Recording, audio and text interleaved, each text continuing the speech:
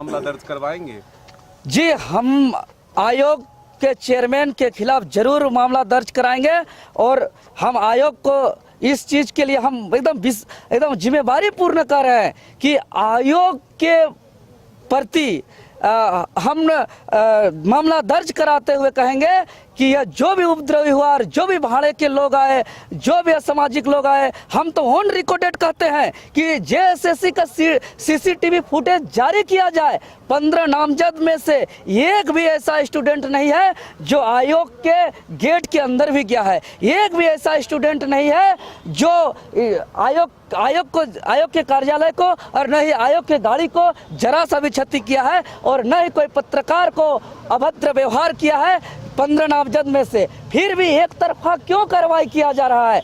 मतलब जिस प्रकार बिरसा मुंडा का उलगुलान के दौर पर, भगत सिंह का क्रांति के दौर पर, निर्मल महतो के आंदोलन के दौर पर जिस प्रकार कुछ ईमानदारी पूर्वक जो राज्य के हितार्थ और कल्याण के लिए जो लड़ाई लड़ते हैं, उसी पर कार्रवाई करने का एक साजिश और षड्यंत्र रचा जाता है। चिन्हित करके नामचित चिन्हों को गलती करे कोई और कार्रवाई करे कोई और। अब आप ये कह रहे हैं कि केवल छात्रों को चिन्हित करके जो छात्र नेता देवेंद्र नाथ महतो के जो दायां बायां में रहते हैं उन्हीं लोग के केवल एफआईआर करवाया जाए।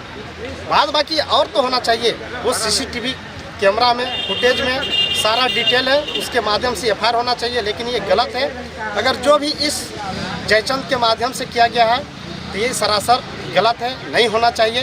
ये दुश्मन को भी ऐसा एफआईआर नहीं किया जाता है। कौन है जयचंद?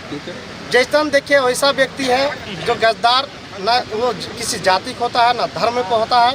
अगर इस पर एफआईआर भोले भाले छात्रों पर किया गया है तो वो गद्दार से कम नहीं है। पहचान हुई है उनकी? देखिए पहचान खुद ईडी जो एसआईटी टीम गठित हुआ है खुद करेगी सीसीटीवी में कैमरा के माध्यम से कि कौन करवाया नहीं करवाया। एक साजिश के तहत देखा जाता है तो ये केस करवाया गया। लगभग आप लोग कोई जान पहचान गए हैं? जी हाँ, अगर मतलब शंका तो होता ही है क्योंकि हम लोग पढ़े लिखे युवक हैं, बुड़बक नहीं है। तो कहीं ना कहीं हम लोग भी मास्टर डिग्री किए हुए हैं, डबल डिग्री किए हुए हैं, तो हम लोग को भी पता इंडिकेट आ रहा है कि नहीं अगला आदमी ही करवाया होगा। ये लग रहा है कि जिस तरह देवेंद्र दा भी कह रहे हैं कि मिसयूज हुआ, आपको लगता है कि आपका भी कहीं ना कहीं इस्तेमाल किया गया है इस पूरे? जी बिल्कुल, अगर देखा जाए तो 100% किया जाता है।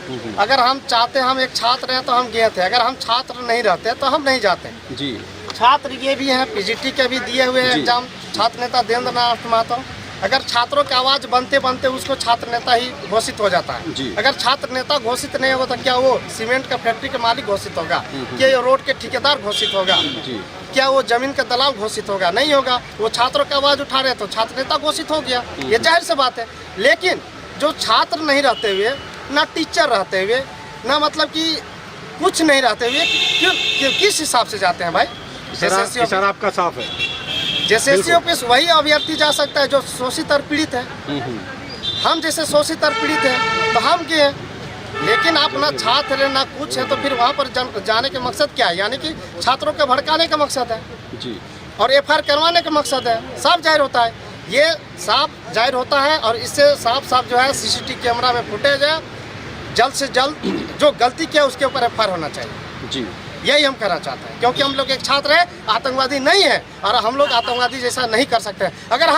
अगर सीसीटीवी कैमरा में अगर हम गलती किए होंगे तो हमको बापू वाटिका के सामने फांसी दे दे, हमको कोई दिक्कत नहीं है। अगर हम गलती किए होंगे तो, और नहीं किए होंगे तो जो गलती किया है उसको बापू वाटिका के सामने फांसी होना चाहिए।